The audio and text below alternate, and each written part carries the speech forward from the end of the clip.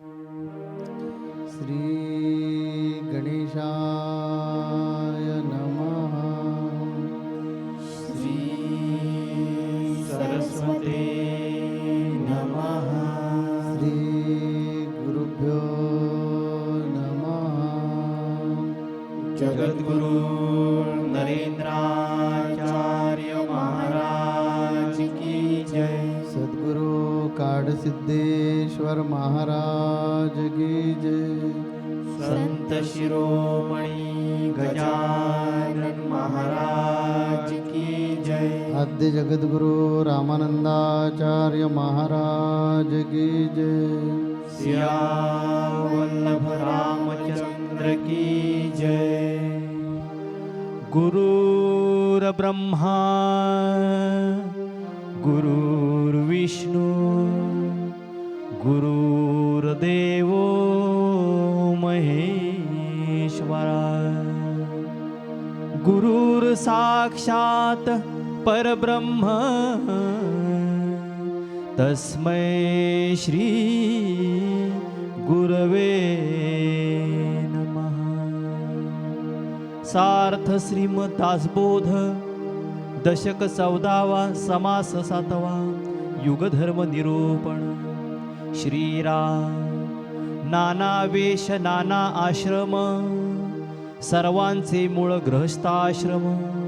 जेथे पावती विश्राम त्रैलोक्यवासी। गृहस्थाश्रमी निर्माण झाले आपला आश्रम टाकून गेले। परंतु गृहस्थाग्रही हिंडो लागले कीर्ती रूपे। या कारणे गृहस्थाश्रम सकळांमध्ये उत्तमोत्तम।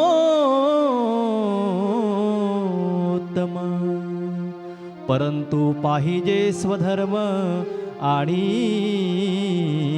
भूतदया। काया वाचा जीवे प्राणी कष्टे भगवंता कारणी। मने घेतले धरणे भजन मार्गी। ऐसा भगवंताचा भक्त विशेष अंतरी विरक्त। संसार सांडून झाला मुक्त देवा कारणे। एके संगतीने तरती एके संगतीने बुडती। या कारणे सत्संगती बरी पहावी। पुंडलिक वरदे हरे विठ्ठल। श्री ज्ञानदेव तुकाराम पंढरीनाथ महाराज की जय। जगद्गुरु नरेंद्राचार्य महाराज की जय। परम पूज्य परमादरणीय सद्गुरु माऊली के पावन चरण कमलों में प्रणाम करते हुए आप सभी को मेरा श्री गुरुदेव। आज साप्ताहिक सत्संग में फिर से हम लोग एक बार यहाँ मनुष्य जीवन के अर्थ को, अध्यात्म को, ईश्वर और भक्ति, इन सारे विषयों को विस्तार पूर्वक समझने के लिए एकत्र हुए हैं। पिछले सप्ताह हमने पावन ग्रंथ दासबोध के चतुरों के लक्षण इस समास के बारे में प्रवचन में सुना। चतुर कौन, इसका सार जो है वो इस तरीके से निकला था कि अपने सांसारिक जीवन को जीते हुए जो व्यक्ति अपनी चतुराई से मनुष्य देह और आत्मा के भेद को समझकर, इस ज्ञान को पाकर अपने आप को मुक्त करता है, इस जन्म मरण से मुक्ति पाता है, वही चतुर है। चतुर यह मनुष्य के लिए जो संज्ञा, जो विशेषण या जो उपमा हमें समझने के लिए मिली है, चतुराई करना मनुष्य के लिए क्यों आवश्यक है, यह हमने समझा है। लेकिन ये चतुराई की कहाँ जाती, ये चतुराई होती कहाँ है, या मनुष्य ये चतुराई कहाँ कर सकता है, किस तरीके से कर सकता है। आज जिस समाज की विवंचना हम करने जा रहे हैं, समर्थ ने इस समाज में उसे विस्तार से समझाया है। आज के समाज का शीर्षक है युग धर्म निरूपण। युग धर्म, इस शब्द का अगर हम शाब्दिक पृथक्करण या इन्हें शाब्दिक रूप से पृथक करें तो दो शब्द निकलते हैं, एक युग और एक धर्म। युग से सीधे सीधे हम लोग ये समझते हैं कि जैसे 4 युग हुए, सतयुग, त्रेता युग, द्वापर युग और कल युग, यानी कालखंडों को जो नाम हमने दिए हैं उसे युग कहा जाता है। धर्म का अर्थ यहाँ इस समास में मनुष्य के आचरण से, उसके कर्म से लिया गया है। यानी अगर हम सरल शब्दों में इस शीर्षक को समझना चाहें तो इस शीर्षक का अर्थ ये हो सकता है कि इस युग में या हर युग में मनुष्य का आचरण किस तरीके का होना चाहिए, समर्थ इस समाज के माध्यम से हमें समझाना चाह रहे हैं। इस समाज की बिल्कुल पहली पंक्ति में समर्थ क्या कहते हैं, नाना वेश नाना आश्रम सर्वांचे मूळ गृहाश्रम जेथे पावती विश्राम त्रैलोक्यवासी। अनेक प्रकार के वेश हैं, अनेक प्रकार के रहन सहन हैं, अनेक प्रकार के तरीके हैं मनुष्य के जीवन जीने के। हर अलग प्रदेश में, हर अलग परिसर में, हर अलग क्षेत्र में जहाँ जहाँ हम जाएंगे, सभी के जीवन जीने का जो तरीका है वो हमें अलग अलग दिखाई देगा। लेकिन इन सभी का जो मूल है वो गृहस्थाश्रम है। समर्थ ऐसा कहते हैं। मनुष्य के जीवन में जिन 4 आश्रमों का महत्व बताया गया है उसमें ब्रह्मचर्य आश्रम, गृहस्थाश्रम, वानप्रस्थाश्रम और संन्यास आश्रम, इन 4 आश्रमों को मनुष्य के जीवन जीने की शैली में जो है शास्त्र संगत बताया गया है।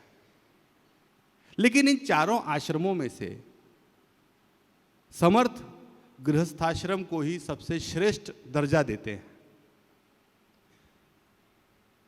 बड़ा असमंजस में डालने वाला ये विषय, ये समास है। यहां पर प्रश्न ये हमारे मन में उत्पन्न होता है कि समर्थ जिन्होंने इस दासबोध की रचना की वे स्वयं ब्रह्मचारी थे, लेकिन उन्हें ये ज्ञान, इस बात का पता कैसे चला या उन्होंने कैसे इस ज्ञान को प्राप्त किया कि इन 4 आश्रमों में से गृहस्थाश्रम सबसे श्रेष्ठ या उत्तम है। ये ज्ञान उनके अनुभव से उन्हें प्राप्त हुआ था।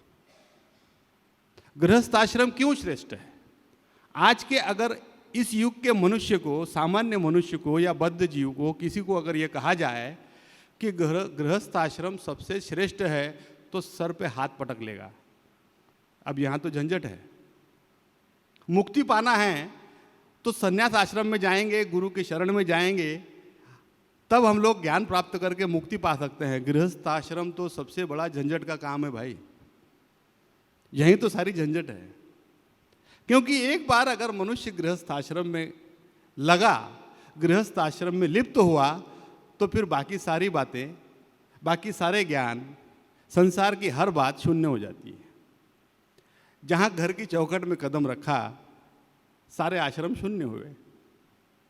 ये एक बद्ध जीव की, या फिर ये समझिए कि जो अज्ञानी है, जो इन सारी बातों को, जो ईश्वर को, भक्ति को और अध्यात्म को बिल्कुल नहीं समझता, वो सीधे सीधे इस बात का यही मतलब निकालेगा कि समर्थ यहाँ पर गृहस्थाश्रम को अगर श्रेष्ठ मानते हैं तो वो अवश्य ही कोई चूक कर रहे हैं।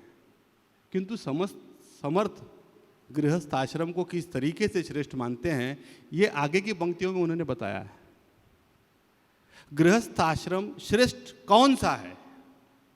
गृहस्थी तो हर व्यक्ति करता है, पशु करते हैं, लेकिन गृहस्थाश्रम कौन सा श्रेष्ठ है, किस गृहस्थाश्रम को उन्होंने श्रेष्ठ बताया है, उसके बारे में समर्थ कहते हैं कि जिस घर में, जिस गृहस्थी में हर कार्य, हर कृति शास्त्र संगत तरीके से, एक दूसरे की समझ से, एक दूसरे के विचार से, हर चीज को ध्यान में रखते हुए की जाती है, वही गृहस्थ, वही गृहस्थी श्रेष्ठ है। इसे अगर विस्तार से हम समझें तो जहां माता पिता अपने पुत्रों को सही संस्कार देते हैं, जहां अतिथियों की आवभगत एक ईश्वर या देवता की तरह की जाती है, जहां हर कार्य, हर पूजा, हर साधन, आहार, आचार, विचार सभी शास्त्र संगत होते हैं, ऐसी गृहस्थी को समर्थ श्रेष्ठ बताते हैं। क्यों?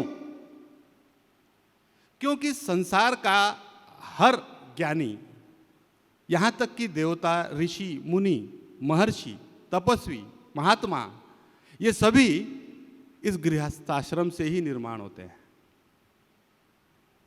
गृहस्थाश्रम अगर हम हमारी जीवन शैली से निष्कासित कर दें, गृहस्थाश्रम को अगर हम लोग छोड़ दें, गृहस्थाश्रम को अगर हम लोग निकाल दें, तो विचार कीजिए कि जो भी ज्ञानी, जो भी आत्मज्ञानी, जो भी महात्मा हमें आज तक मिले हैं, जिनके ज्ञान को लेकर के हम अपने जीवन को सुधारते हैं, हम स्वयं ज्ञानी होने का प्रयास करते हैं, वे सब कहाँ से होंगे?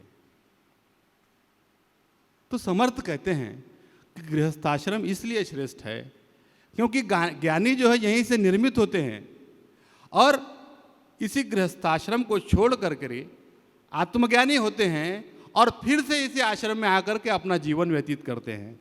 इसलिए जहाँ से निकल कर जाते हैं और जहाँ लौट कर आते हैं, वही आश्रम सबसे श्रेष्ठ है।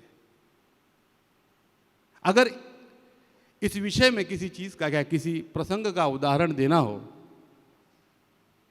तो इतिहास के माध्यम से अगर देना है तो मैं विट्ठल पंत जी का उदाहरण देना चाहूंगा। विट्ठल पंत जी जो ज्ञानेश्वर महाराज जी के पिता थे,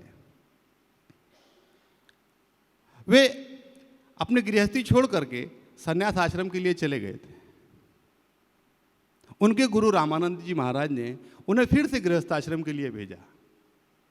समाज की कई आलोचनाओं के बाद भी विट्ठल पंत जी ने अपनी गृहस्थी पूर्ण की और 4 महात्माओं को इस पृथ्वी को दिया है। निवृत्तिनाथ जी, ज्ञानेश्वर महाराज, सोपान देव और मुक्ताई। सोचिए, अगर विट्ठल पंत जी के सदगुरु रामानंद जी महाराज ने अपने ज्ञान के द्वारा, अपनी समझ के द्वारा विट्ठल पंत जी को अगर फिर से गृहस्थाश्रम के लिए नहीं भेजा होता तो आज ये पृथ्वी इन 4 महात्माओं से वंचित हुई रहती। ये जो उदाहरण मैंने दिया है ये तो इतिहास से है। आज अगर वास्तविक उदाहरण मैं आपके सामने देना चाहूं तो मैं सीधे सीधे मेरे सदगुरु माउली का उदाहरण दूंगा।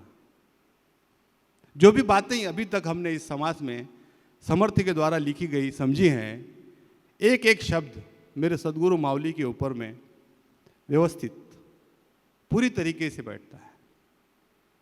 मेरे सदगुरु ने भी यही किया। अपनी गृहस्थी से निकले, आत्मज्ञान को प्राप्त किया और फिर गृहस्थी में आकर के जन कल्याण के लिए, समाज कल्याण के लिए अपने सारे जीवन को समर्पित किया। इससे बड़ा उदाहरण मैं नहीं समझता कि और कोई मुझे देना चाहिए या देने की आवश्यकता यहाँ पर पड़ेगी। इस संप्रदाय से जितने भी जुड़े भक्त या शिष्य हैं वे सभी इस बात को अच्छी तरीके से जानते हैं। इस समाज को समझने के लिए इससे बड़ा प्रत्यक्ष उदाहरण या इससे बड़ा प्रत्यक्ष प्रमाण और कोई हो ही नहीं सकता, क्योंकि सारा सार इस समाज का कहिए, इस दासबोध का कहिए या मनुष्य जीवन का कहिए, वो हमारे समक्ष यहाँ विराजमान है।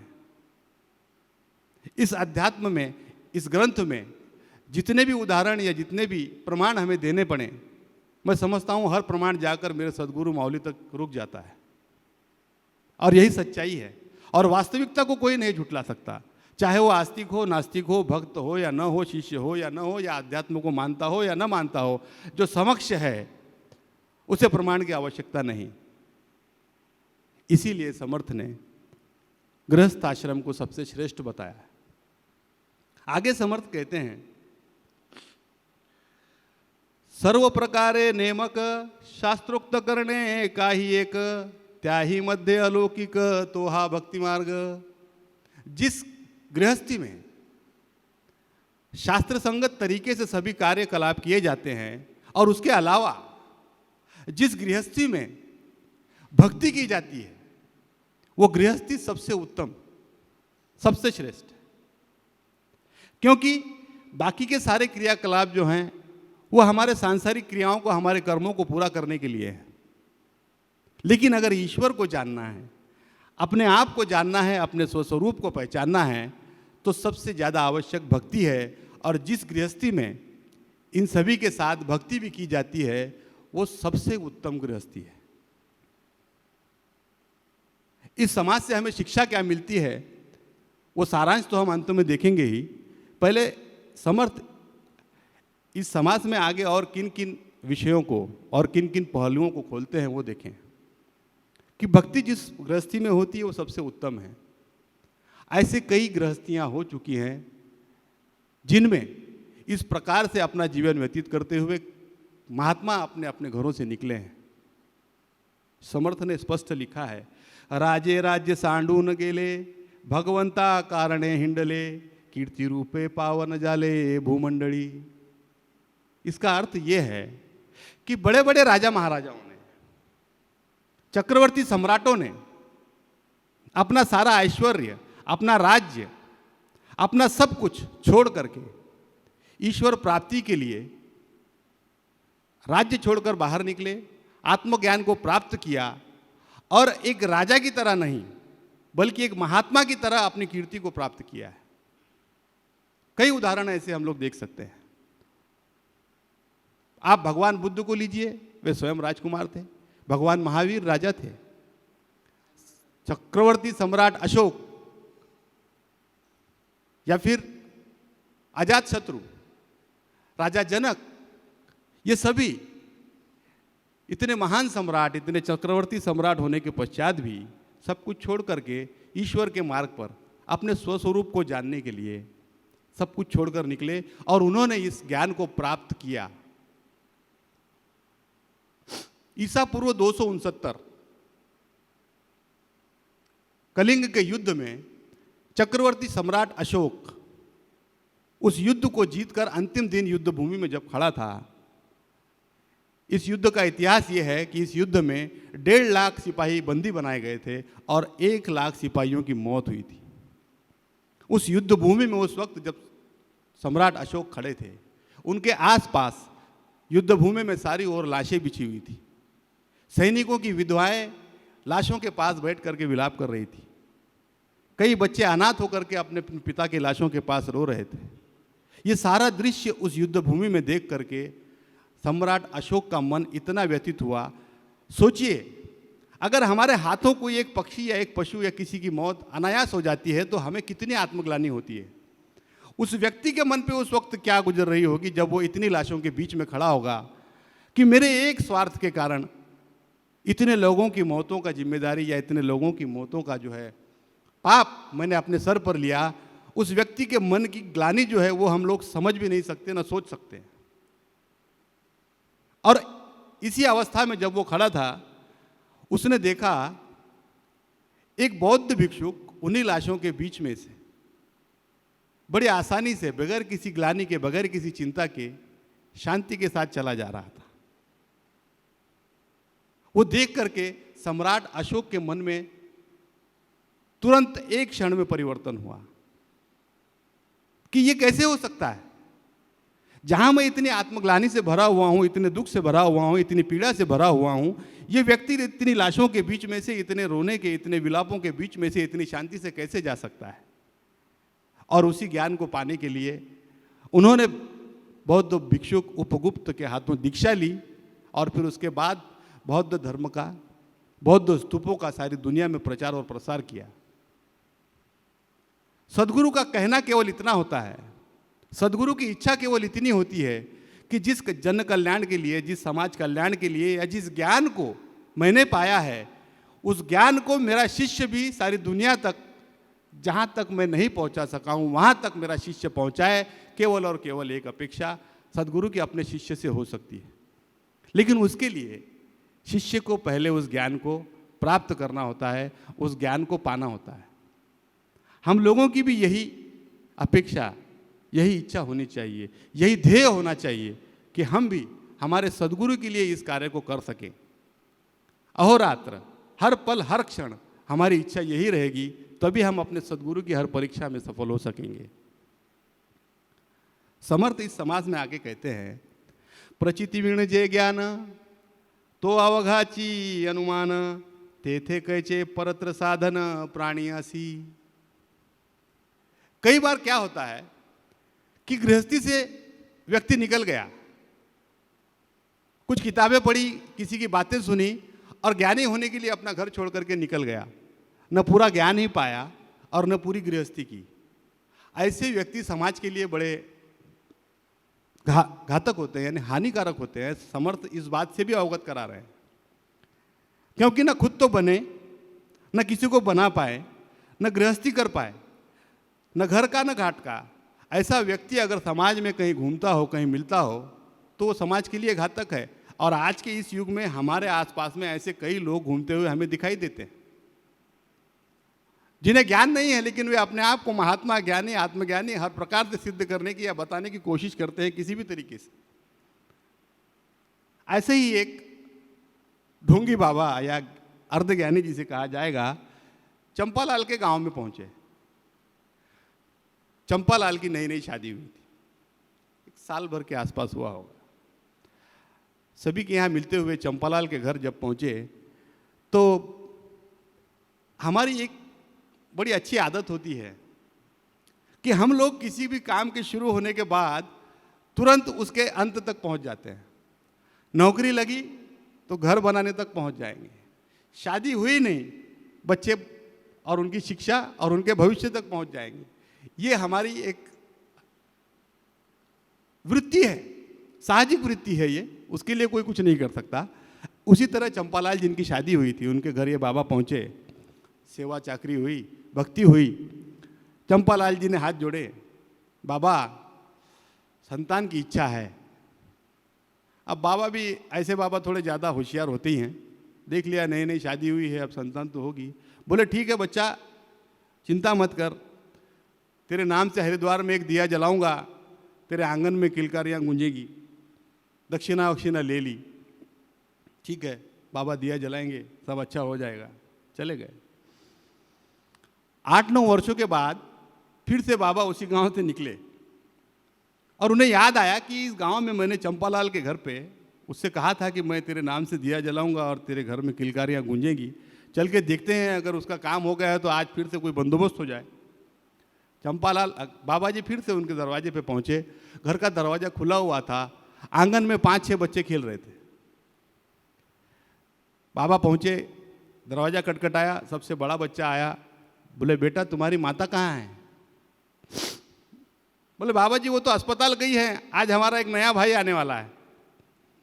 ओहो, बाबा जी ये सोचकर खुश हुए कि चलो जो आशीर्वाद मैंने दिया था वो फलित हुआ, संतान की प्राप्ति हो गई। कल किलकारियाँ आंगन में गूंजने लगी हैं। अच्छा आपकी माता अस्पताल में है, तो फिर आपके पिता भी अस्पताल में होंगे? बोले नहीं बाबा, वो तो हरिद्वार गए हैं, बोल रहे थे कोई दिया बुझा के आता हूं। अब ये बाबा भी ऐसे और उन्हें मानने वाले भी ऐसे कि कोई कुछ बता दे और वे मान लें और उस तरीके से फिर अपने जीवन को व्यतीत करें। ऐसे लोगों के चंगुल में पड़ना, खुद के जीवन और खुद की गृहस्थी को बर्बाद कर लेना है, समर्थ इस समाज के माध्यम से समझा रहे हैं। ये गलती हमसे न हो, इसके लिए सबसे पहले हमें एक ही वस्तु, एक ही चीज़ देखनी है कि जिस गुरु की शरण में हम जा रहे हैं वो गुरु सच्चे गुरु हैं, हर तरीके से उन्हें परखो। वो गुरु परंपरा से आए हैं, उन गुरु की वाणी में, उनके स्पर्श में, उनकी दृष्टि में सामर्थ्य है।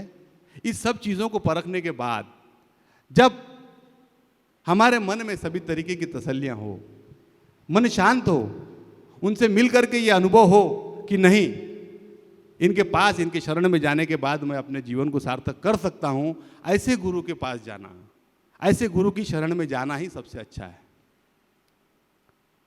तो समर्थ ने एक समास में समर्थ ने यह समास में गृहस्थाश्रम को बढ़ावा दे दिया है।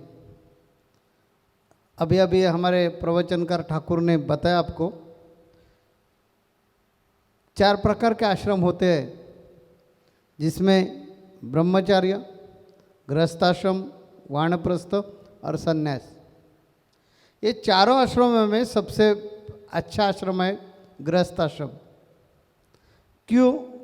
वो भी कारण उन्होंने बताया कि जो ज्ञान देने वाला महात्मा गृहस्थाश्रम से ही पैदा हो जाता है। पूरी दुनिया को एक ज्ञान बांटने का है तो गृहस्थाश्रम आवश्यक है। तो आप लोग सब इधर जो गृहस्थाश्रमी बैठे हुए हैं, उसमें गलती कुछ नहीं या बुरा कुछ नहीं, लेकिन समर्थ रामदास स्वामी जी ने इसमें दिया है कि सिर्फ गृहस्थाश्रम में है और पेट भरने का काम करता है, बाकी कुछ काम करता नहीं, वो गृहस्थाश्रम के लिए कलंक है। ऐसे इंसान को अगला जन्म इंसान का मिलेगा इसकी गारंटी नहीं। 84 लक्ष योनि घूमकर जब हम ये दुर्लभ नर देह मिलवाते हैं तो यह देह में आकर कम से कम खुद का शोध लेना ये हर इंसान का कर्तव्य है। आप गृहस्थाश्रम में रहकर भी कर सकते, यही समर्थ रामदास स्वामी जी ने ये दासबोध में दिया है। संसार त्याग न करिता, प्रपंच उपाधि न सांडिता, जनामध्ये सार्थकता विचारच होय। इसका अर्थ ऐसा है कि संसार त्याग करने की ज़रूरत नहीं है।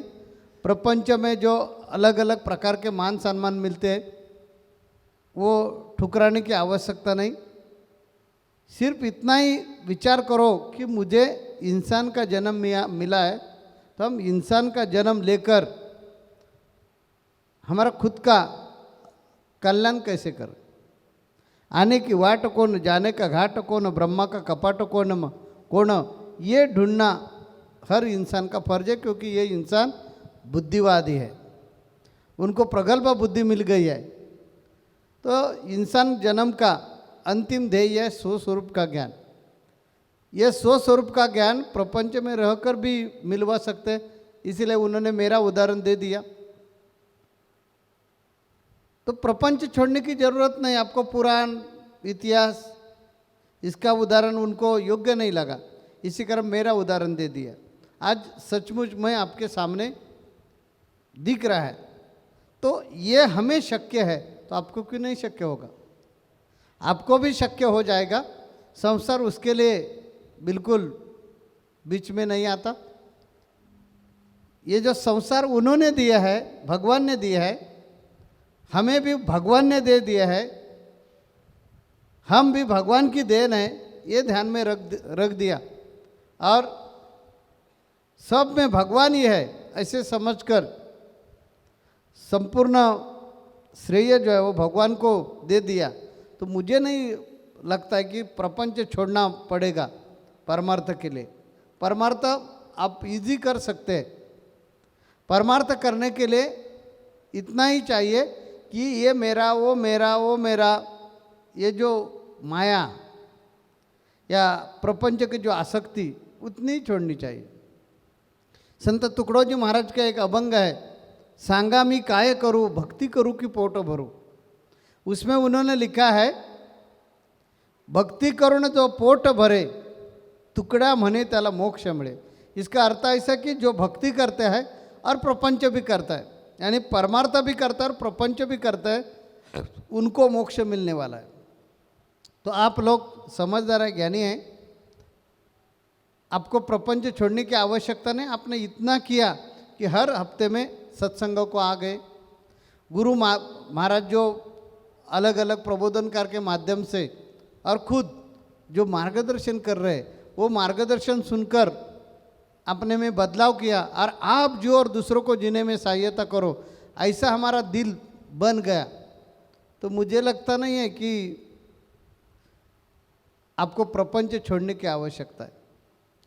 आप जो और दूसरों को जीने में सहायता करो, ये दैवी गुण हमारे में विकसित हो गया कि बस इसका ही नाम है परमार्थ।